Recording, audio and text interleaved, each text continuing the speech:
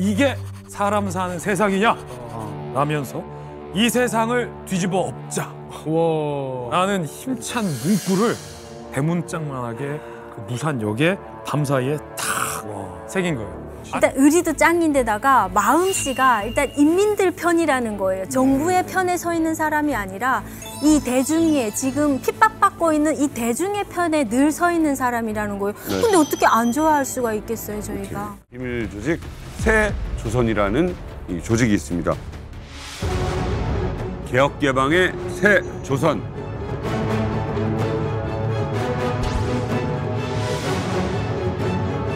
우리의 최우선 목표는 김가 세습의 종식이다. 와.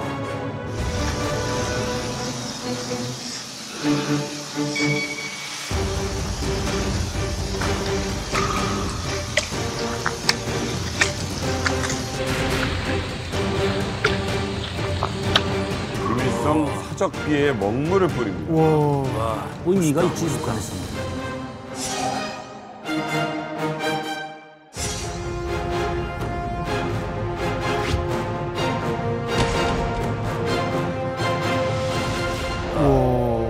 세조선은 이제 올해 3월에 처음으로 자기네들이 북한 내 반김정은 세력과 연계돼 있다 이렇게 밝혔고요. 5월 달에 돼가지고 이제 사적비에다가 먹물 테러를 하는 이런 영상을 공개했습니다. 근데 이 조직의 이제 세조선 성명서를 보면은 유일한 목표가 하나 있어요. 그게 이제 3대 세습을 종식시키겠다는 거죠. 그렇기 때문에 지금 상당히 북한 내부에서도 아마 이 조직의 실체를 아마 좀 파악하고 적발해내기 위해서 아마 혈안이 돼 있을 걸로 이렇게 보입니다. 저는 이 단체가 있다는 말은 듣기는 했지만 영상으로는 지금 처음 보거든요. 근데 정말 무섭다고 생각되는 게 북한은 사실 학교에 그 김일성 초상화나 아니면 저런 사적비에 말씀이 새겨진 이런 것들을 닦는 수건이 따로 있을 정도예요. 이제 하얀 수건에 이렇게 충성이라고 뭐 표라고 써 그런 걸레가 따로 있거든요. 정성걸레라고 하죠. 그죠. 정성걸레 맞아요. 정성걸레. 네, 근데 그 걸레를요 또 이렇게 함에 보관을 해요. 걸레를요? 네, 맞아요. 정성방. 다 있어요. 그렇게 보관을 해서 그걸로 이렇게 싹싹 닦는 거란 말이에요. 근데 그거를 저렇게 먹물을 뿌렸다? 북한에서는 이거는 있을 수 없는 일이고. 북한 주민들은 만약에 테러하고 싶은 이 체제가 확 망했으면라는 생각은 할 수 있지 실제로 행동을 하고 또 그런 반대하는 사람들이 모여서 단체를 만들었다는 거는 정말 너무나도 놀랍고 충격적인 일이라고 생각을 해요. 네, 맞아요. 저 북한에서는 저런 거를 일단 주민들이 안다 하면은 와 이거 뭔가 이 사회에 이제 큰 변화가 일어나지 않을까 이런 이게 의미가 있는 일이거든요. 제 보기에는 본부는 해외 거점을 딱 두었을 것 같고 내부의 조력자분들이 지금 이 영상을 찍어서 보내준 것 같거든요. 근데 암만 내부의 조력자라 해도 고물급이 꼭 있을 걸로 제가 생각되거든요. 이거는. 아니 또 갑자기 궁금해지는 게 북한 김정은도 이 영상을 봤는지도 궁금하고 김정은이 이걸 알고 있나요? 세조선에 대해서? 알까? 알겠죠, 당연히. 알까? 모를 수가 없죠. 그리고 또 김정은이 뭐 집에서도 찾아봤겠죠. 그래, 검색? 그 뭐 SNS에 다 올라와 있는 건데 뭐 검색하면 나오잖아요. 네, 그런 건 다 찾아보고 또 김 씨 일가에 대한 이런 내용들에 대해서는 또 이제 철두철미하게 이제 또 보고가 되니까 그 부서에서 이제 김정은이한테 보고를 하거든요. 뭐 근데 제가 이제 분명히 또 이제 그것과 관련해 가지고 북한의 포치가 내려왔을 거예요. 저는 이 영상을 보면서 가장 걱정했던 건 그 부분이에요. 뭐? 저 북한 사람들의 이제 생명이 보존되겠느냐. 그렇죠. 저는 그게 가장 걱정이었거든요. 그 영상을 봤을 때는 북한에서 분명히 다 이제 북한 그런 부서들에서 들여가지고 이 영상에 대한 분석을 할 겁니다. 분명히 보위에 포치 내려갔을 겁니다.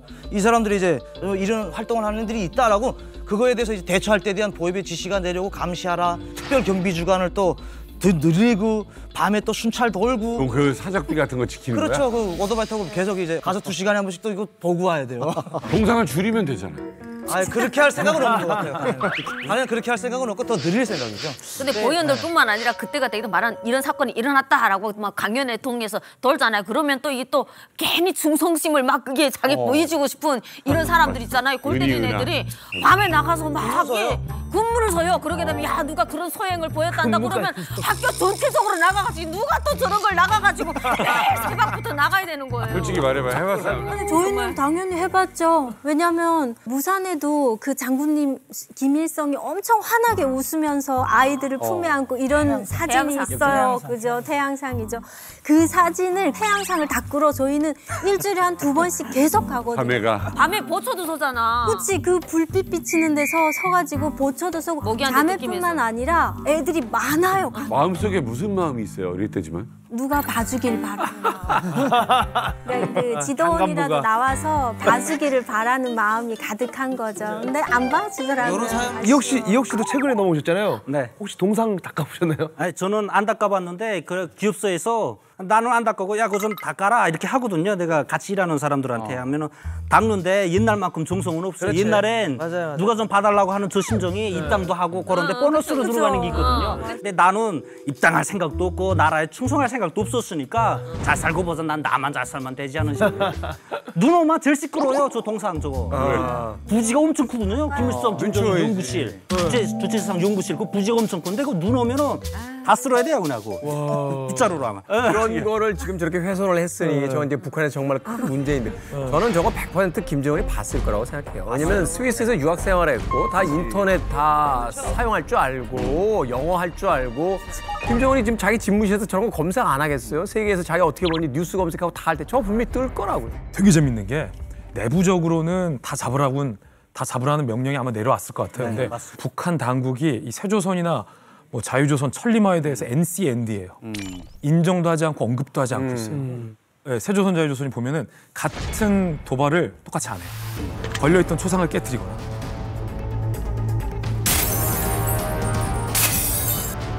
북한 대사관 담벼락에 낙설하거나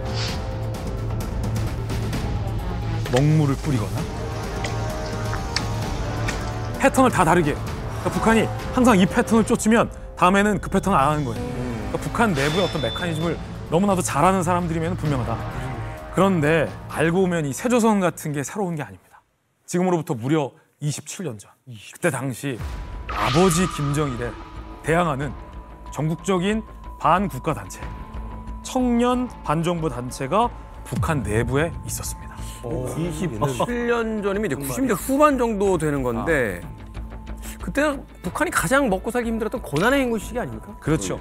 고난의 행군 시절은 북한 주민들이 정말로 고통스러운 경험이었죠. 당장에 먹을 게 없어서 아사하는 아사자들이 많이 나왔잖아요. 바로 그때 김씨 세습을 종결시키자라는 목표로까지 마음을 먹었고 만약에 여차하면 이 사람들이 한번 쿠데타를 일으키는 데 성공할 수도 있었던 그런 전국적인 명성을 날렸던 반국가 단체입니다.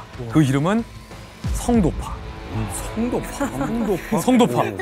많은 분들이 그러잖아요. 아, 북한 주민들은 그 뭐야? 왜 그 바보 같은 김정은, 김정일 밑에서 그냥 가만히 있냐?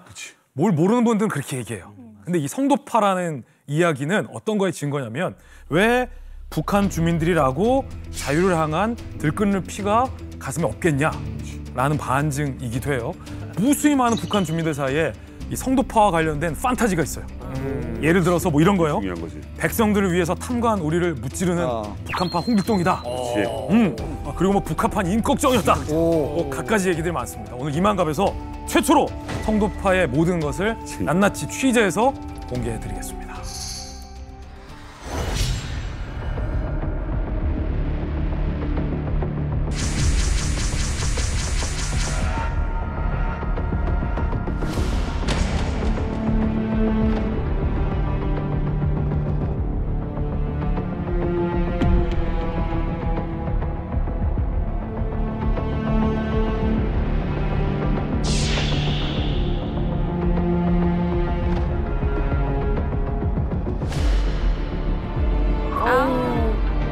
꽃제비가 아직도 있어요. 이거.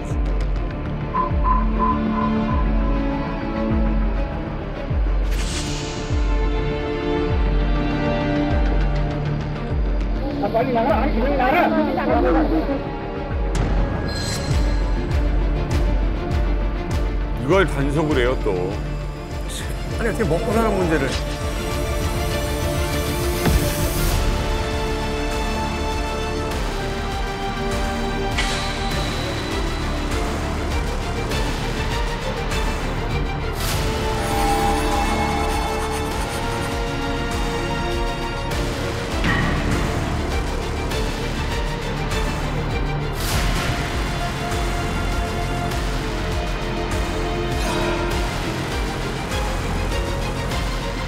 이게 뭐 사람 사는 세상이냐 이런 세상을 뒤집어 펴야 된다. 뭐 정진 해안까지 장악하자. 애들이 다 모여서 우리 성도를 받들겠다고 스스로들 혈서를 쓰기 시작한 거예요. 그러면서 애들이 더 모이고 해가지고 한 100명 정도는 됐을 거예요.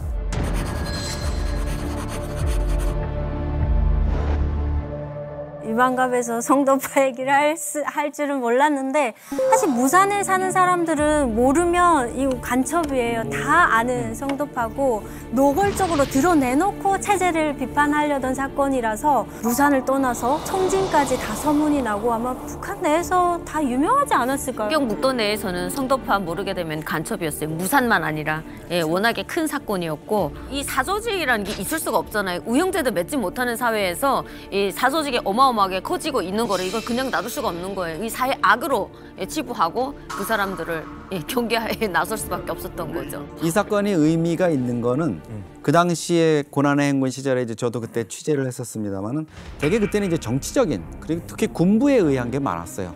소련 푸른제 군사학교 출신들이 김정일 체제에 대해서 이제 본격적으로 좀 인민들을 먹여 살리지도 못한다 그래서 방귀를 든 거. 그다음에 한북 청진에 이제 육군단 군인들이 좀 반란을 일으키려다가 이제 군단 자체가 완전히 해체되는 성도파 사건 같은 경우에는 사실 민중 봉기의 어떤 씨앗이 약간 이렇게 싹 틀려던 그런 단계였기 때문에 조금 다른 의미가 다르죠. 여기는 군부나 이런 건 전혀 개입이 안 돼 있고.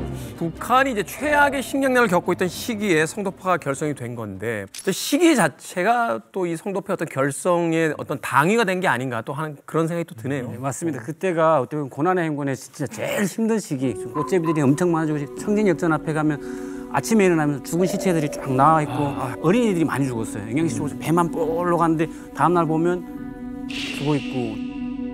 고난의 행군 시기는 하도 오랫동안 밥을 못 먹다 보니까 옆집에서 밥하는 냄새만 나도 와 눈물이 나고 또 어떤 집은 연기만 나도 저 집엔 뭐 해먹을까 하고 눈물이 나고 그런 시기였거든요. 그러니까 방송 기간제에서도요 쌀로 밥해 먹는 그런 뭐 요리 이런 거 안 나왔어요. 풀뿌리로 이렇게 먹을 수 있다. 옥수수 뿌리로도 먹을 수 있다. 이런 방송이 나왔어요. 그러니까 거의 초구 목표로 풀뿌리로 그냥 생계를 유지하고 하다 보니까 그때는 북한 사람들이 악밖에 안 남았었어요. 그 동네도 그래요?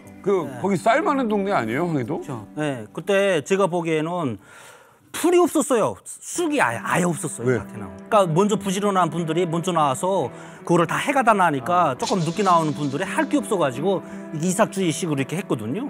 그리고 칡뿌리 이자같이 언론에서 보면은 미탄을 가공하고 칡뿌리 가공하는 방법 뭐 이렇게 그런 방식으로 이렇게 음식을 유명하라고 톱밥으로 못 어떻게 하고 정부에서? 네, 정부에서 소나무 껍질로 송깃떡이라는 걸 처음 해 먹어봤는데 이 변비가 와가지고 한 3일 동안 진짜 화장실 못 갈 정도로. 근데 최근에 내가 나은 상황에서 정확히 말씀드릴 거는 지금 이 정도는 아닙니다. 지금 분들은 이 정도는 아닌데 농장에 사시는 분들은 여전히 굶어 죽어요. 죽는 분들이 있어요. 여전히. 너무 힘들고 굶어 죽는데 그래도 북한은 밀란이 일어나는 게 쉽지 않습니다. 자, 그런데 김성도라는 인물이 등장을 합니다.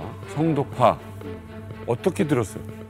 일단은 엄청 잘생기셨고 뭐 키도 북한 사람 치고는 정말 홀칠하게 큰 분이고 특히나 더 좋은 거는 어른들도 좋아하고 뭐 애들도 더 좋아하고 했던 거는 이 사람이 일단 의리도 짱인데다가 마음씨가 일단 인민들 편이라는 거예요. 정부의 편에 서 있는 사람이 아니라 이 대중의 지금 핍박받고 있는 이 대중의 편에 늘 서 있는 사람이라는 거예요. 근데 어떻게 안 좋아할 수가 있겠어요, 저희가. 성도가 유명해지다 보니까 여자친구도 이름이 유명해졌거든요. 그래? 예, 박혜영이라고. 걔가 그 무슨 무산역 안내원을 했었는데 퇴근 시간 딱 맞춰가지고 딱 대기하고 있는데 데리러 온단 말이에요. 근데 무리들을 데리고 와가지고 완전 사모님 모시듯이 딱 데리고 간다는 거예요.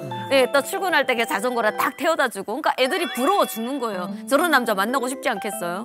그러니까 소문이 날 수밖에 없고 모르는 사람들이 없었던 거예요. 무산뿐만 아니라 해령, 청진. 아는 사람들은 다 알죠, 성도파는. 김성도라는 인물, 지금까지 들으면 굉장히 호감을 많이 가지고 있는 인물입니다. 뭐 딱 들어보니까 제 얘기를 하는 줄 알았어요. 나는 청와대가 이럴 줄 알았어. 김선도. 김선도. 의리 있고. 진부하다, 진부해. 뭘 진부해? 능력 있고. 능력 있고. 키도 크시고. 딱 어떻게 보면 이만큼 썬더. 이 서양으로 치면 쾌걸 조로고. 쾌걸 조로고. 그러네. 불의를 참지 못하는 또 우리로 치면 아까 말씀 나온 것이 뭐 홍길동, 임꺽정을 다 합쳐놓은 것 같은데 과연 그러면 이 김성도라는 인물은 어떻게 생겼을까? 우리 또 이만갑 제작진이 여러 정보와 첩보를 모아가지고 놀랍게도 김성도의 몽타주를 준비했습니다. 김성도의 몽타주를 준비했습니다. 몽타주. 참. 제 사진을 갖고 오려고 하다가. 자, 드디어 이만갑 제작진이 제작한 김성도의 몽타주. 짜잔. 잘생겼네. 오, 잘생겼다. 김성도의 몽타주. 짜잔. 잘생겼네. 오, 잘생겼다. 지금 그 한국의 장동건 배우랑 닮았다고. 감사합니다. 네. 장동건 씨요? 아니 달라요.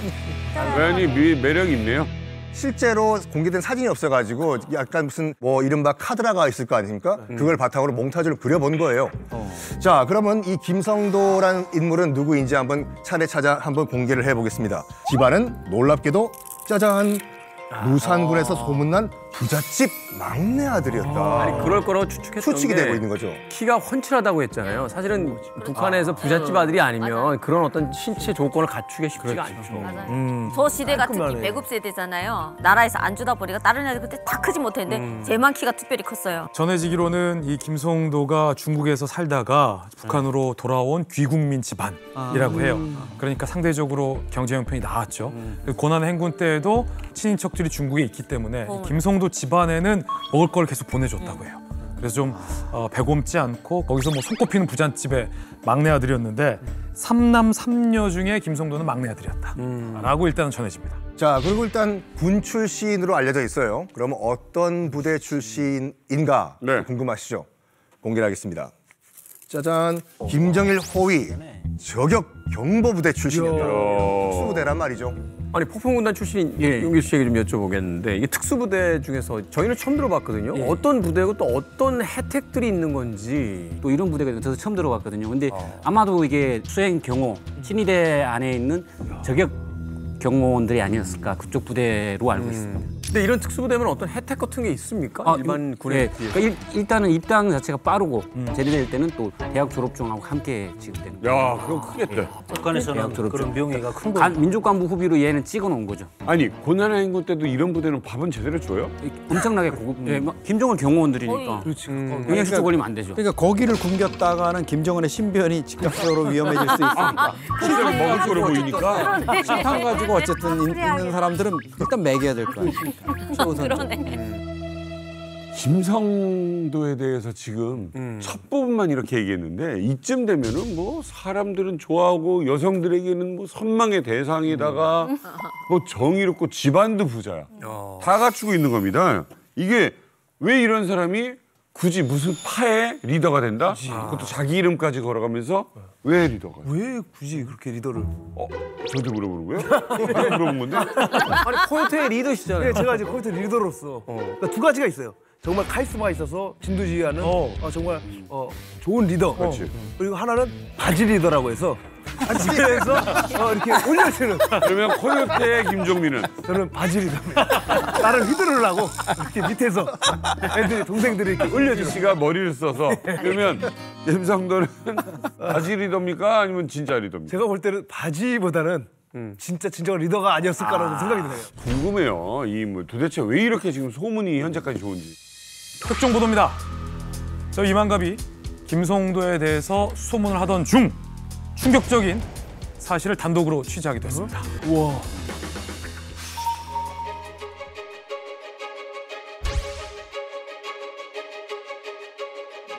우리 성도는 리더십이 강해서 부모가 뭐 이렇게 많이 안 해줘도 학급에서 항상 반장을 할 정도로 그렇게 리더십도 강하고 공부도 잘했죠. 그 선생님 말보다는 우리 성도의 말을 더 잘 따르고 체격도 좋고 등치도 좋아서 뭐 못하는 것이 없었죠.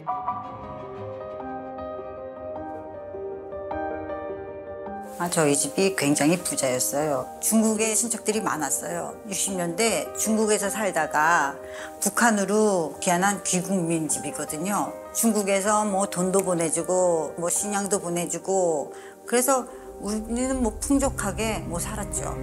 우리 어머니가 뭐 길 가다가 꽃제비들도 보고 뭐 아들도 보면 와서 챙겨주기도 하고 성도도 그거를 닮아서 아들을 많이 데려다가 집에서 뭐 보살펴 주고 먹여도 주고.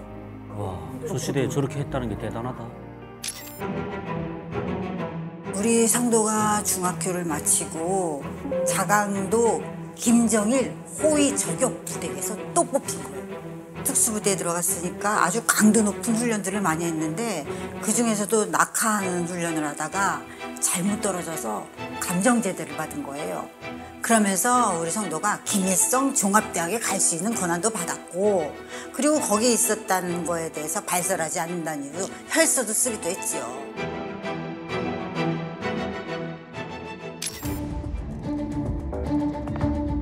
군대에 있으면서 많은 배급도 받고 혜택도 많이 받았는데 거기 있을 땐 아무 문제가 없었는데 2년이 지난 후에 나와서 보니까 굶어 죽는 사람도 많고 거기서 성도가 아주 충격을 받은 거죠.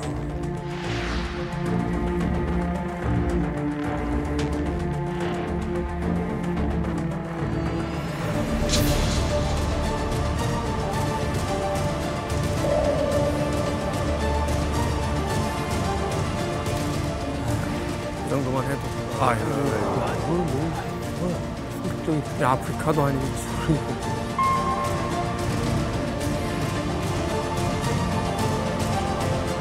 성도파는 우리 성도가 결성한 게 아니고 애들이 우리 집에 많이 몰려들고 하다 보니까 그래서 그게 성도파가 결성이 됐고 말적으로 모인 애들이 한 100명 정도는 될 거예요. 그 위에도 뭐 수많은 애들이 더 모였으니까. 야, 이게 펀치래. 네? 부잣집에다가 집안도 좋고 또 이렇게 돈에 대해서는 중국에서 또 지원도 오고 해서 어려운 집안이 전혀 아니었습니다. 자, 그런데 동생들이 따르고 주변에서 모시겠다 이렇게 하다 보니까는 지금 본인이 결성한 게 아니라 자연스럽게 만들어졌다는 얘기예요. 그렇죠. 김성대 가족들에게 저희가 직접 이제 증언을 들어보면 성도파의 일원들이 모이는 거의 뭐 만남의 장소가 김성도의 자택이었는데 상당히 그 동네에서 부유했었으니까 한 번 모이면 많게는 한 뭐 100명의 인원을 한 번에 수용할 수 있을 정도로 집이 굉장히 좀 컸다라는 증언들을 해요. 그리고 당시는 뭐 전화기나 핸드폰도 없었으니까 김성도의 말 한마디에 일종의 조직원들이 발로 뛰어서 긴밀하게 뭐 소식을 전하고 일사불란하게 모였다가 비밀리에 회동을 하고 촥 또 흩어지기도 하고 그래서 우산 일대에서 100명 플러스 알파 정도의 이 혈기왕성한 청년들이 김성도를 내세워서 뭔가를 자택에서 은밀하게 모이기도 하고 도모하기도 했고 꿈틀꿈틀했던 어떤 민중 봉기의 어떤 씨앗 같은 것들이 김성도와 김성도의 집에서 싹 텄던 거죠. 주민들 사이에서 호감이고 실제로 무산 쪽에서는 너무 이 칭찬 일색이 많이 나왔는데 자, 그래서 이만갑에서 수소문한 끝에 아주 놀라운 사람을 만났습니다. 성도파의 넘버 3 김성도의 왼팔 최측근에서 김성도를 보필했던 인물을 직접 저희가 만나서 이야기를 들어봤습니다. 오, 성도파 3인자.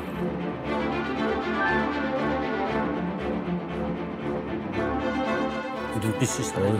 이야, 되게 살벌하네요. 와.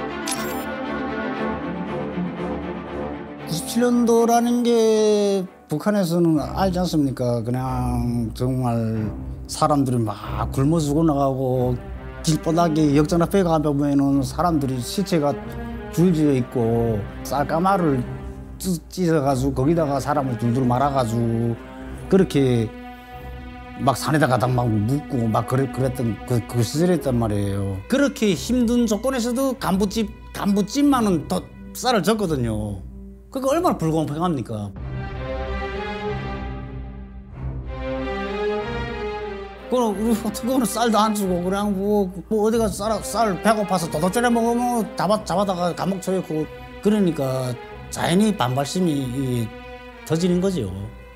김정일이가 자기는 그렇게 잘 먹고 잘 처먹고 그 어주고 하면은 그때 당시 노래도 나온 게 있지 않습니까? 노래도 제기밥 한 줌을 두시면서 뭐 제기밥 먹고 어떻게 그렇게 배 나옵니까? 그렇게 철갑상은 아래만 먹었겠지. 철갑상은 정의를 가지고 있는 사람들 어떻게 가만히 있겠습니까? 그런 걸 보고. 그러니까 이 사회를 뒤집어 엎자 해가지고 조직을 결성했던 거예요. 조직을 결성한 집이가 저 성도 누나네 집이거든요. 집이가 되게 크니까 거기서 100명이 다 들어갔어요. 100명 정도 규모 됐다니까요. 100명이 들어가. 집이 얼마나 크길래. 이거 뭐 창고 같은 것도 있고. 마당이네. 집 안이 아니라. 처음에 조직할 때 이거 우리 헬스 쓰면서 조직했었거든요. 우와, 크다. 지금 헬스 소리가 지금 여기 지금 고향 있는데 배신하면은 다 죽는다. 헬스를 쓰고 그거 해서 그다 술에다 싸서 술 한 잔씩 마시면서 그다음 거기서 그렇게 외쳤던 거예요. 김성도 만세를 외치면서 그렇게 조직을 결성했던 거예요. 김성도 만세. 그때 저희도 이렇게 친구들 좀 뜻이 있는 친구들이 모이면 2000년대 초반이죠. 한국 오기 전에 모이면 술 마시면서 초상화 가리키면서 빨리 내려와야지. 이 나라가 살지. 이게 어떻게 주석이고 수반이냐. 딱 맞는 친구들끼리 우리가 술 마시면서 저희도 다 했었어요? 하고 피 짜내놓고 다 우리의 친구들이다. 죽어도 같이 죽고 살아도 같이 산다. 이런 거 하면서 그 술 마시면서 그렇게 욕하고 그런 거죠. 여기하고는 조금 다른 게 저도 이제 헬스를 써봤어요. 2003년도에 친구들하고. 근데 완전 다른 방식이죠. 여기는 김정일이 욕하면서 썼잖아요. 저희는 당을 위해서. 당을 위해서. 그래서 그 친구들 셋이서 이제 그 하얀 천 그 북한 목갈개라는 거 있죠. 목갈개. 거기다 뜯어가지고 우리는 영원히 당을 따라 뭐 이렇게 뭐 피를 이렇게 쓰고 여기다 피 모아가지고 같이 마셨어요. 그때 그 혈서 쓰는 것도 북한은 지금 혈서를 통제를 합니다. 왜냐면 그게 단체가 되는 거예요. 그렇죠. 그래서 철저하게 저희 아버지한테 그래서 그거 쓰고선 겁나 좀 맞았잖아요. 이게 혈서 쓰는 게 이 북한에서 되게 유행하고 있거든요. 이게 2010년도 딱 접어들면서 그때 법령으로 이렇게 혈서 쓰는 인간들 아야 다 잡아 죽이라고 혈서가 없어요. 사조직을 만들겠다는 뜻이 고등학교 졸업하면 학교 졸업하면서 그 성별회 하면서 우리 이거 학교에 나중에 영웅이 돼서 나타나서 이렇게 의미 있게 만나자고 하면 혈서를 쓰는 거예요. 의미 있는 야 이거 지금 사람 살 사이 아니야. 우리 죽지 말고 만나자. 군대 나가서 죽지 말고 만나자 이러면서 혈서 쓰는 애들이 있거든요. 우리 의형제다고 하면서. 근데 아무튼 간에 지금 이 조직은 다시 봐야 되는 게 당시 진심이었다는 거지. 그렇죠. 의미가 달랐죠. 혈서의 의미가. 아, 이렇게 좀 대담하고 좀 겁없는 청년들이 잘 먹고 잘 살아보겠다고 이렇게 모였는데 네. 대체 어떤 활동을 한 거예요?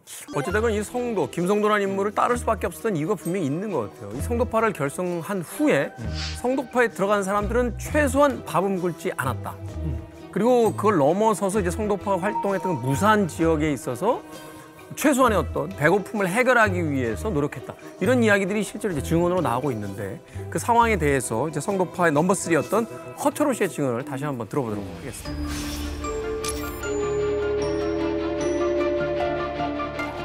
이 97년도 이때는 장사꾼들이 많았어요.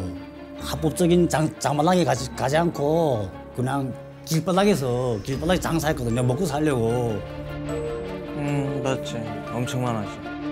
두밥, 인조밥 그런 장사를 하는 사람들이 그 한 소래 팔아야 그 사람들 먹고 사는데 그걸 뺏어가면은 그 사람들은 어떻게 굶겠습니까? 그러니까 굶으니까 막 울면서 하소연하는 거예요. 좀 찾아달라고. 그러면서 우리는 그냥 모르겠다 모른 척하면서 그냥 겨울에는 그 모자를 뒤집어 쓰고 얼굴도 알면 안 되니까 모자를 뒤집어 쓰고 그다음에 도학 애들을 때리고 그걸 찾아가서 주고 또 그렇게. 와. 뿌듯한 일도 좀 했죠. 그래서 뭐 큰 일은 아니지만은 그래도 어쨌든 뭐 남을 도와주지 않습니까? 그 무산이라는 게 또 누구나 작은 동네니까 또 그런 일 해주면 또 크게 소문 나죠. 또 와 저 보하는 애들이 맞았단다. 또 이렇게 소문도 크게 나거든요. 또.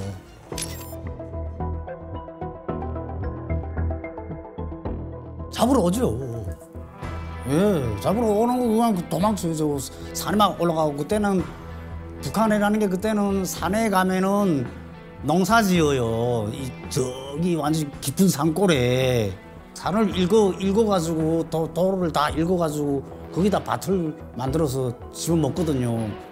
그래 거기서 산에 올라가서 막 한 달씩 막 숨어 살고 막 그랬거든요.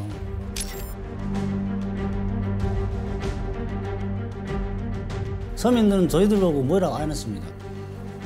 저희들하고 진짜 어른이 있으면 삼촌 저거 좀 도와달라고 이러면서 막 뛰어와서 도움을 청하고 나서지 않아도 되는 일을 가지고 제일 좀 나서고 또 그러다 보니까 사회적으로 거기 이게 소문이 나게 된 거죠. 너무 고마워가지고 응원 정도 아니죠. 너무 고마워가지고 뒤로 없는 살림이라도 술에다가 김치라도 대접하겠다고 이렇게 그러면서 그랬거든요.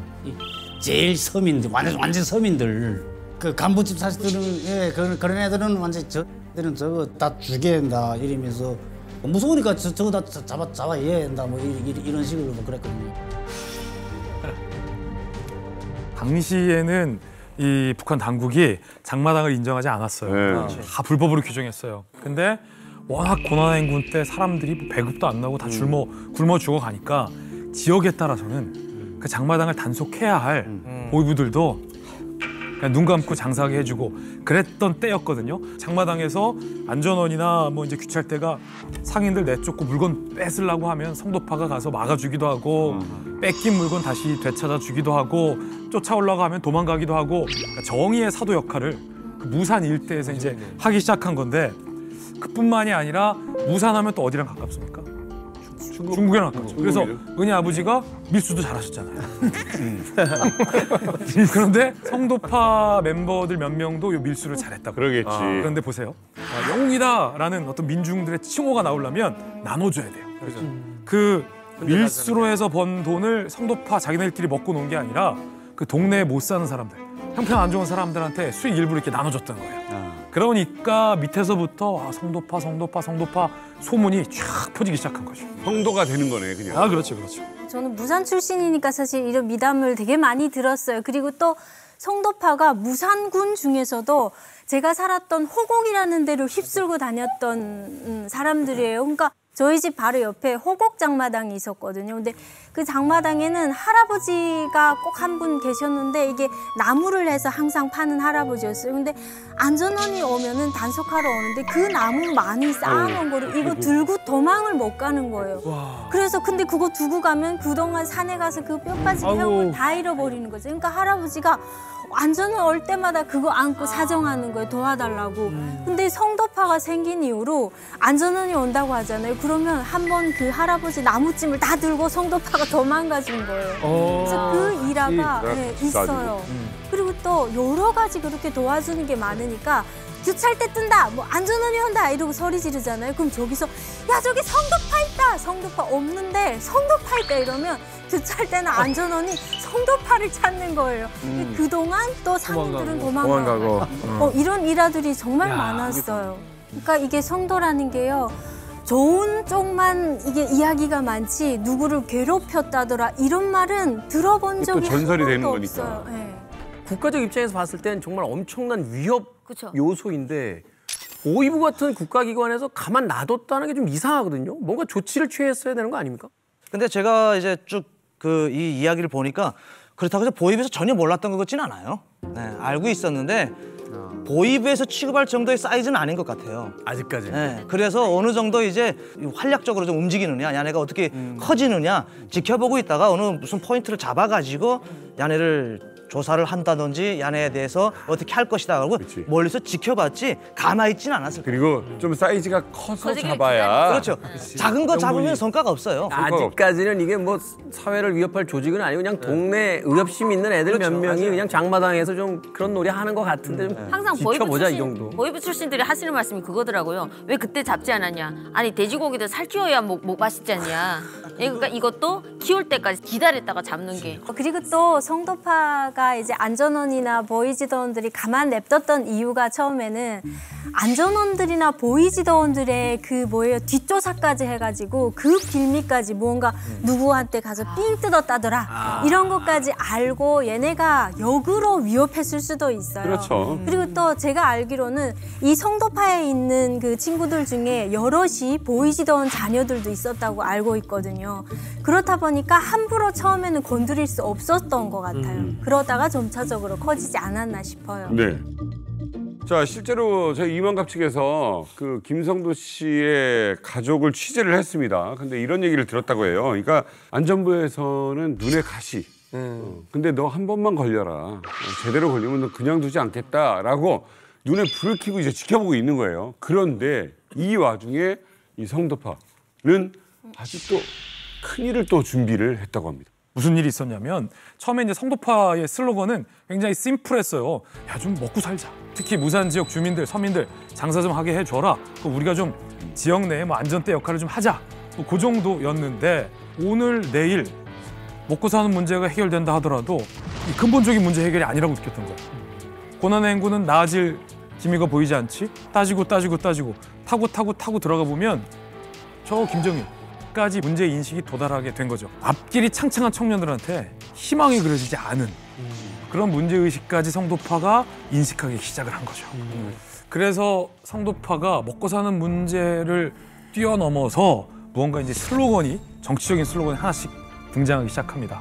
그때 실제 성도파의 가담했었던 분들의 증언에 따르면 무산이라는 게 또 워낙 작은 동네니까 또 그런 일 해주면 또 크게 소문나죠. 또 나서지 않아도 되는 일을 가지고 제일 전 나서고 또 그러다 보니까 사회적으로 자연히 반발심이 터지는 거죠. 그래 우리 어떻게 하나 정부를 뒤집어 엎고 이런 썩은 사회를 뒤집어 엎고 청진 평양까지 어떻게 하나 진출하자 이렇게 강령을 내서 했던 것입니다. 일종의 어떤 정치적인 쿠데타까지 꿈꾸게 된 거죠. 성도파 시작이 한 100여 명이었는데 평양 장악하자, 무산을 넘어서 청진으로 가자라는 슬로건이 나왔을 때 성도파 일원이 한 수백 명에 달했다. 쫙 불어나기 시작한 거고 사실은 지역에서 이 정도 조직이 불어나면 김성도가 무슨 생각을 갖고 있는 것과는 지금부터는 무관한 거예요. 그렇지. 완성이 생기죠. 부산군에서 이 슬로건은 되게 유명해요. 무산을 성도군으로, 청진을 성도 청진으로, 평양을 성도 평양으로 만들자. 이게 슬로건이 진짜 진짜 대단한 슬로건인데 이게 정말 유명하고 정말 위험한 이유가 그 당시는 밥 먹듯이 사형을 집행하던 시기였단 말이에요. 근데 이렇게 위험한 발언을 한다? 이건 진짜 죽으려고 작정을 한 거죠, 뭐. 어차피 가만히 있으면 굶어 죽는데 굶어 죽을 바엔 한번 들고 일어나자 보자. 북한같이 이제 경찰국가 통제 사회에서 이게 대규모 민중 봉기가 일어날 수 있을까? 네. 힘들겠죠. 근데 충분히 가능한 게 뭐냐면은 진승 오광의 난이라는 게 있어요. 진시황 때. 진시황 때 진나라는 북한 못지않은 경찰국가였어요. 만리장성 같은 이런 대규모 토목공사를 하면서 어떤 걸 했냐면 몇 월 몇 시까지 도착을 해라. 공사 현장에. 못 오면은 그냥 100% 목이 날아가요. 그래서 진승이랑 오광이란 노동자도 비가 와가지고 못 간 거야 이게. 어차피 죽는다. 가도 죽고 안 가도 죽고. 이럴 바에는 모인 거예요. 같은 노동자도. 야 어차피 우리 죽을 건데 한 번에 들고 일어나서 죽어보자. 라고 해서 들고 일어나가지고 독재국가 진시황의 진나라가 한번 멸망할 뻔해요. 와, 그런 거예요? 그래가지고 제가 늘 드리는 말씀이 이제 퍼스트 펭귄 이론이라고 해가지고 첫 번째 펭귄이 용기를 가지고 폴짝 뛰어들어가죠. 다 따라 들어가요. 그래가지고 뭐 이제 성도파가 이제 27년 전 이야기일진 모르겠지만 제2의 김성도, 제3의 김성도가 만약 나온다면 네. 이 경찰국가인 북한에서도 충분히 진승 오광의 난 같은 민중봉기가 일어나지 말라는 법이 없어요. 근데 일단 중요한 건 이제 평양까지 가자 하는 슬로건이 나왔어요. 근데 이것이 술자석의 어떤 농담이 아니란 말이에요. 그럼 뭔가 계획이 있고 어떤 활동을 하지 않았겠느냐. 이제 실질적인 실행으로 들어간 단계가 있었을 것 같은데요. 사건이 있었어요. 사실은 이 성도파가 정말 이 정치적인 조직으로 성장하기 위해서 반드시 필요한 게 전국적인 어떤 시민들의 여론, 지지, 그게 뒷받침돼야 뭐 청진을 넘어서 평양까지 갈 수 있는 어떤 에너지가 되는 거거든요. 근데 북한이라는 사회는 감시가 심각한 사회잖아요. 그러면 무한 청진 말고 더 많은 사람들에게 우리의 원대한 뜻을 알리려면 어떻게 해야 할까를 성도파가 나름 고민했던 것 같아요. 그래서 어떤 일을 벌이냐면 모두가 잠든 새벽에 은밀하게 무산역으로 향합니다. 두벅 안전원 등의 이 감시를 피해서. 무산역은 뭐 무산에 사는 사람은 다 알겠지만 가장 무산에서 유동 인구가 많은 곳이에요. 그 무산역 담벼락에 성도파가 이렇게 씁니다. 이게 사람 사는 세상이냐? 라면서 이 세상을 뒤집어 엎자. 라는 힘찬 문구를 대문짝만하게 그 무산역에 밤사이에 탁 새긴 거예요. 아침에 해가 뜨고 그 많은 무산 사람들과 청진 사람들, 오가던 사람들이 일어나서 봤을 때 그 임팩트. 김성도가 뭐 잘생기고 키 크고 이런 것만 저를 닮은 게 아니라 어떤 돌직구. 돌직구 스타일. 썬킴병이야. 체제에 저항하는 약간 전염병 전염성이 있어. 쌍둥이야 쌍둥이. 이런 타협을 보나? 아니 그거 적는다는 게 쉬운 게 아니잖아요. 목숨 내걸고 적는 거죠. 목숨 그리고 내걸고. 한두 글자도 아니야. 그렇죠. 그리고 이거는 김성도파라는 게 지금부터는 어떤 정치적인 조직체다라는 것을 사실은 대외에 알린 거거든요. 자기 존재를 이렇게 규정한 거죠. 근데 북한에서는 그렇게 사람들이 무산역이 아무리 신새벽이라고 해도 그래도 역전이기 때문에 꽃제비니 뭐니 거기서 이렇게 머무른 사람들이 있는데 정말 이 사람들은 목숨 걸고 그 일을 한 거잖아요. 글씨도 너무 길어요. 네. 그리고 이 세상을 뒤엎자는 거는 북한은 장군님은 곧 조국이고 조국은 곧 장군님이잖아요. 이 세상을 뒤엎는다는 건 장군님을 뒤엎겠다는 얘기거든요. 반당 반혁명 분자인 거죠. 사실은 이 세상을 뒤집어 엎자는요. 그 독재국가뿐만이 아니라 민주국가에서도 사실 굉장히 강력한 슬로건이고 사실 체제 전체에 대한 어떤 위협이 될 수 있기 때문에 사실은 엄청난 사건이에요, 이거는 사실은. 근데 그걸 북한 같은 폐쇄적인 독재국가에서 그런 슬로건을 썼다라는 건 이거 정말 말하자면 이제 전면전을 하겠다는 이야기죠. 북한이 이제 2015년에 보위부했을 때 실제 그 이런 다 투수 사건들은 꽤 있어요. 그래요? 네. 황해도 지역에서 특히나 이제 투수 사건이 좀 농후하게 좀 많이 일어나요. 그게 제가 2015년도 그 한 6월이나 7월쯤 되는 것 같은데 제 기억에는 김정은 똥 싸게 돼지라고 이제 김정은 똥 싸게 돼지라고 이제 왜냐면 그런 게 써 있어요? 제가 있었던 지역에서 그 실제 수사하던 건데 제가 2016년 9월에 왔는데 그때까지 아직 사건은 종결 안 됐다는데 모르겠어요 어떻게 된지. 그렇게 북한에서 일반적으로 투수 사건이 있습니다. 악플이 악플. 악플 다는 사람이 있는 거네. 저런 사건이 일어나면 보고하기가 제일 시끄러워요. 그렇지. 저거 보고하는 게 뭐 김정은 동지 똥싸개라고 써놨습니다 하고 보고할 수도 없고. 야 뭐라고 썼어? 야 철은아 뭐라고 썼어? 그 김정은 그러니까 뭐라고 썼냐고? 7번 동지 똥싸개 돼지랍니다. 네. 그래서 이제 보위부 안에 은어가 있는 게 이런 사건들이 일어나면 김정은 동지 똥싸개 돼지랍니다 이렇게 보고하기가 되게 애매한 거예요. 그래서 이제 은어들을 쓰기 시작했죠. 7번은 김정은, 8번은 김정일, 9번은 김일성 해가지고 그 은어를 그래서 쓰는 거죠. 1, 2번으로 안 하고 오히려 7, 8번을 쓰는구나. 7번이에요. 저는 북한에서 살면서 여러 번 저희는 집에 이민반장이 매번 집집마다 돌아다니면서 종이장 들고 와서 쓰라고 그러거든요. 온 집안 식구들 어른선 왼손 다 쓰라고 그래요. 필체를 쓰게 한다는 것 자체가 그런 사건이 일어날 때마다 계속 도는 거잖아요. 되게 자주 있었어요. 이 필적 조사가 왠지 내가 하지 않았는데 얼마나 무서운지 내가 직접 써봤거든요. 보위부가 지금 긴급히 나와가지고 동네 딱 봉시하더니 직접 다 쓰라고. 그래서 저희들이 이렇게 쓰라고 이렇게 편분을 줘서 이렇게 썼는데 이게 왜 그러지? 하고 쓰고서 간 다음에 그다음에 동네 사람들을 말하는 게 영생탑에다가 타도하자라고 썼는데 거기다가 김정일 하면은 김기욱, 기웃, 이응 이렇게 썼는데 거기 누가 됐는지는 애매하게 써놓은 거예요. 와. 공용 화장실 들어가면 겁나 많죠. 앉아가지고 뭐 하겠어요? 핸드폰도 없는데 그거라도 써야지.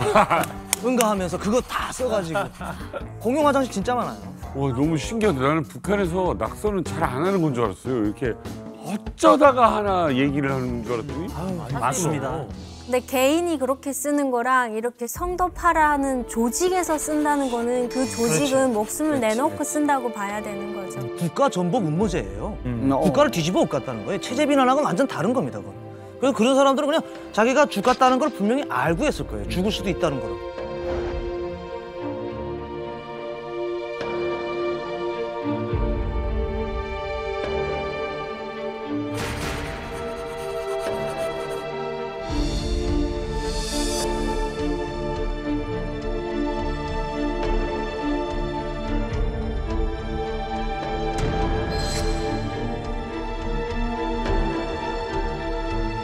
벽보 사건 이후에 병낙서 사건 이후에는 저것들 다 소탕해야겠다라는 결심이 서게 된 거죠. 그때 또 마침 잡아들일 만한 명분을 빌미를 줘요.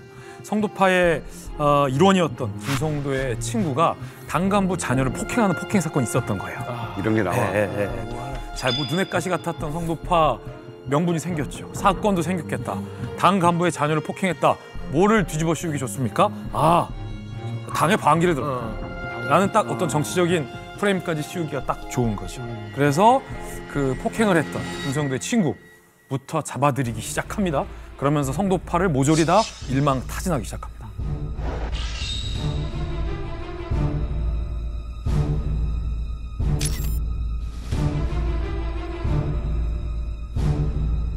그때가 우리 오빠가 돌아간 날이었어요. 3일장을 치렀는데 그때 우리 성도가 그때 알았는데 하도 정신이 없어서 자기 체포영장이 떨어진지도 몰랐던 거예요.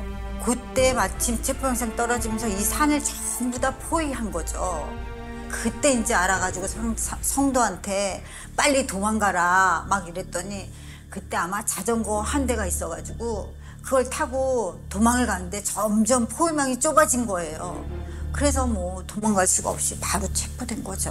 중국 달아날 건 달아나고 그다음에 지금 산에 올라갈 건 산에 올라가고 달아나다가 결국 잡힌 게 7, 80명이 잡혔습니다. 중국이 피신하려다가 잡혔습니다. 이 반에 짧게 하면서 이 총을 여기다가 들이대는데 섬뜩하더라고요. 지금도 기억나는데 여기 총을 여기다 대더라고요. 총을 이마에다가.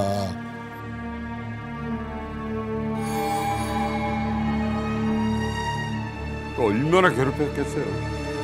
맞기도 얼마나 맞았는지 그래서 사람을 그렇게 개패더라고요. 진짜 나는 도끼라는 거는 나무나 쪼개는 거지 도끼로 사람 패는 건 처음 봤어요. 진짜 도끼 이 날 말고 둥을로 사람을 막 도끼로 패고 그다음에 그때 11월 달이니 11월 말이니까 북한은 춥잖아요. 그래서 난로가 있었습니다. 난로 그 제가 우린 달가지 난로로 이걸 살 막 지지고 아유.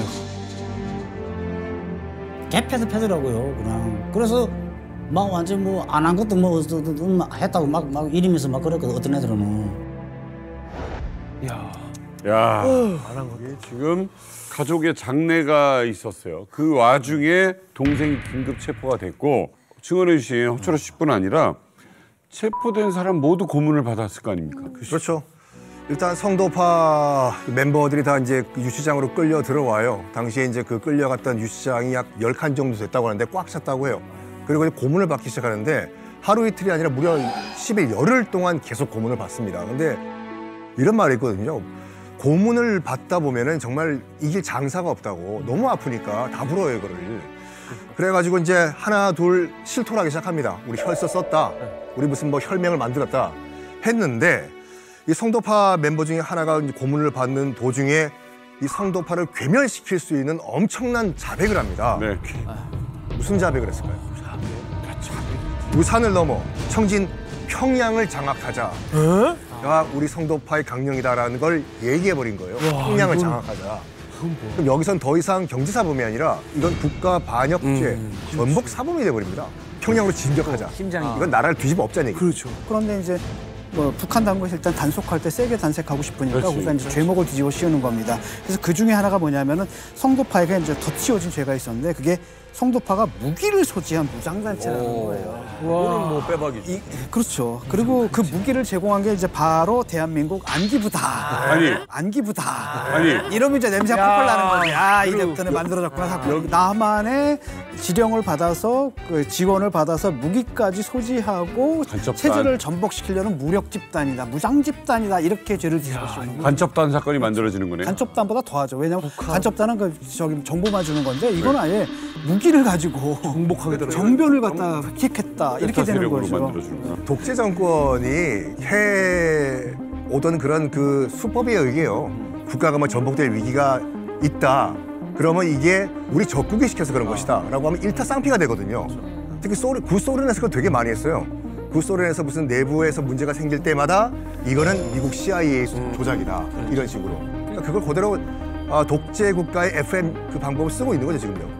이게 북한에서 보더만 마치 장군님은 인민을 위해서 일을 많이 하려고 하는데 이 남조선의 간부라 이거 안기부나 또는 다른 나라 간첩들이 이렇게 이러이러한 고위직에 있었댔다고 이렇게 하면서 주민들의 손전으로 뿔크고 또 보위부는 또 하는 짓 보면은 이렇게 무슨 큰 사건으로 이렇게 부풀리게 만들어서 자기네가 마치 큰일 한 것처럼 칭찬도 받고 출세도 하고. 칭찬받고.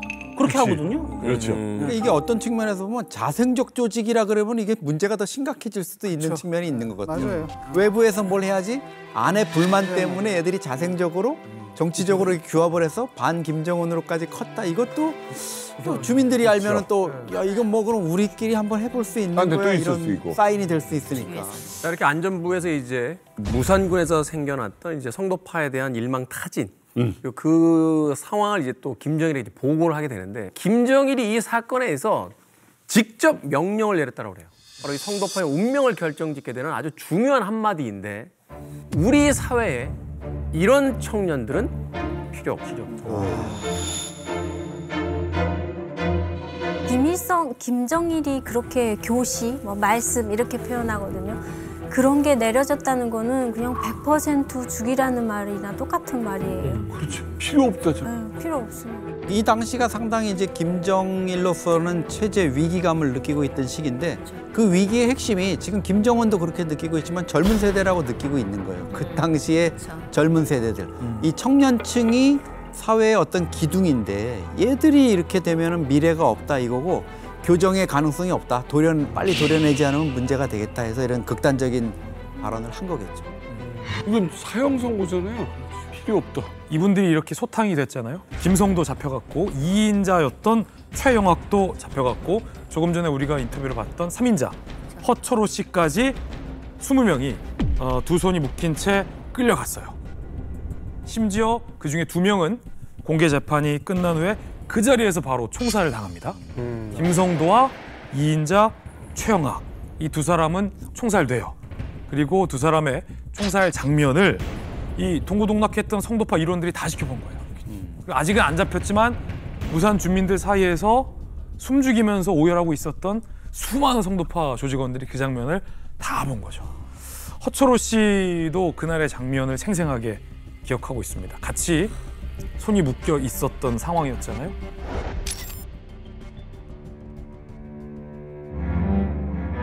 야, 김성도 패다 나오라 해가지고 다 나왔거든요. 나와서 이렇게 무릎 꿇고 앉아 있으니까 그러라. 그래서 그 다음에 또 발로 차고 뭐 완전 뭐 인상이 달라지더라고요. 인상이 때리고 굿하고 막 그러더라고요. 그때 거기서 트럭이 막 완전 개실득 실더라고요. 트럭에다가 무상군 장만항에 갔어요. 무상군 장만항에 가면은 우리는 벌써 아는 거죠. 공개처형을 거기서 다 했으니까. 그러니까 이게 분명 공개처형이다. 아이고 그 다음부터 아찔하더라고요. 진짜 정신을 확 잃었어요. 완전. 더군다나 영양실조가 걸렸었는데 너무 완전 앞이가 별지가 보이더라고요. 완전 솔직히 막 완전 이래가지고 그래서 내가 이렇게 있으니까 양팔을 이렇게 잡더라고요. 이렇게 넘어지지 말라고 재판까지 버텨야 되니까 버티고 있는데 거기서 판결을 내리더라고요. 김성도하고 최영학이가 둘이 각각 사형에 처하고 그리고 저는 12년 먹고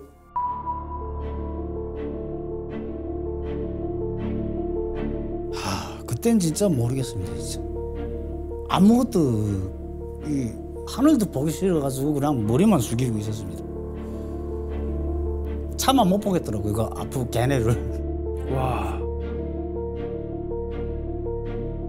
그 앞에 두 명을 이렇게 뭐 말뚝에 매달아 놓고 쏴 죽이잖아요. 그걸 차마 못 보겠더라고요. 형제인데. 이렇게 머리 숙이고 그냥 이러고 있으니까 그냥 자기네 알아서 날 끌고 가더라고요. 그런데 정말 제일 한 가지 딱 억울한 게 뭐 이렇게 어린애들이 막 이렇게 뭐 국가정복 한다고 뭐 국가정복 이렇게 이런 거 한다니까 좀 이거 그래서 한 번에 밟아 죽여야지 뭐 이렇게 생각을 하겠죠. 그러나 너무 좀